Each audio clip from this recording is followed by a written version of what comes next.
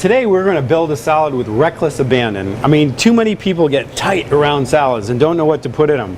Basically, this is going to be an herb salad, which is going to have so much punch and flavor and complexity you won't believe it. People are going to be like, what is that? But it's super easy. We're going to start with the base ingredients. We're going to lay a base, as they say. This is just some nice baby red romaine. This is some field greens.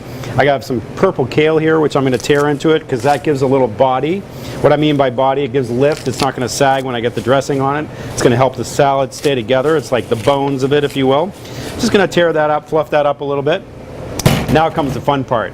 We're going to just take a bunch of basil and just tear it up, rip it apart, just like the Sunday newspaper when you're done with it. Rip it apart, throw it in there, and I'm going to put a little dill in, not too much, but this is just one of those things where people are going to go, wow, what happened there? A little bit of dill, and it's like everything under the sun. So now we're going to put, I think that parsley is an underrated herb, especially this Italian flat leaf. It just adds so much like bite and real interest to it, to a plate.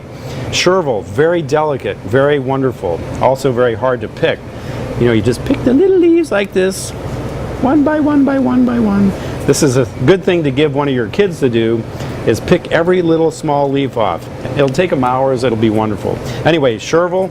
For a little bit of pepper, instead of putting pepper in this, I'm going to put some micro arugula. Now this is micro, you can put any kind you want, okay?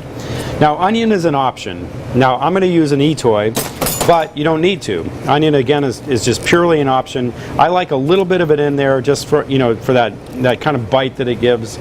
So we'll just do some of that. Just slice it again very thin. And we're just going to toss those in there. And that's just going to be a little bit of crunch and a little bit of bite. Okay, now comes the fun stuff. We're going to take some raw, organic, farmer's market radishes. And we're just going to take this little dealio right here. And this is called a Japanese mandolin. And we're just going to slice a few of these in there, just for a little color, if you will, and interest. And then, let's see, what else do we have? Oh, if it's that time of year, go ahead and get some squash blossoms. Now, what I'd like to do with these is just take the base off it. You know, it's a little bit chunky, and then cut it into thin strips like this. It's almost like the julienne of squash blossoms, and that not only adds a little bit of that delicacy, it has a nice haunting flavor, which I love. Most people fry them. I like to do this. All right, good. One last thing, because it gives a super quality to it, a nutty quality.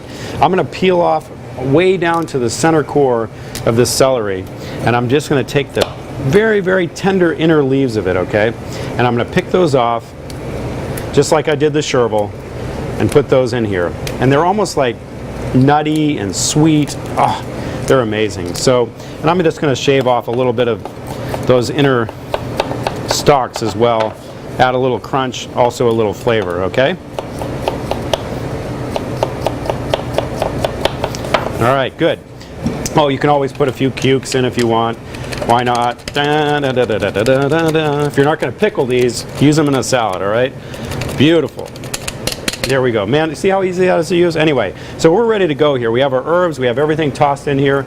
Now I'm going to just do the vinaigrette right in it. Now this is for go and blow, meaning I'm going to serve this right away. Do not do this if you're not going to serve it right away. So I'm going to put a couple of little dollops of red wine vinegar in here. And again, this will create a nice acid, shocking acid balance to what we're doing. And then of course some Maldon sea salt. I feel so lucky that I have this big giant pile of Maldon sea salt. Oof. Now Maldon sea salt is very flaky, as you can see, and it provides crunch. I'm also going to toss in a little bit of organic local goat cheese. That's just me, I like goat cheese. And then a little bit of olive oil, okay? Just a swirl. And I'm going to do a little toss. And again, we're done. Just that color, that bounce, that flavor goes right into the bowl. And people are going to freak out. All right, there you go. Summer salad, Oib salad.